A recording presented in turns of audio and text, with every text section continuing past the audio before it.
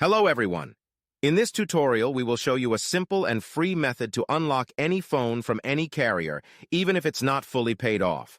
No more expensive unlock fees or shady third-party services. We've got the solution you've been looking for. The first step is to insert an unsupported SIM card from a different carrier into your phone. Once you power up your phone with the new SIM card, you'll receive a message asking for an unlock code.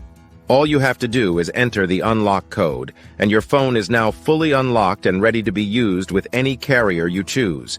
And here's the best part. We will show you how to get the unlock code. To do this, you need to find the unique identification or serial number of your phone, called the IMEI number. Simply dial *#06#, and the IMEI number will pop up on the screen of your phone.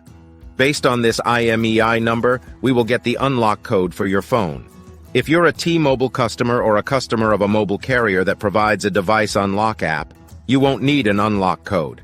Things will be much easier for you. Visit useanysim.com and find straightforward instructions to unlock your phone for free, based on the IMEI number of your device. Get started now and enjoy the freedom of an unlocked phone, all for free. Thank you for watching. If you found this helpful, please consider subscribing and sharing with your friends.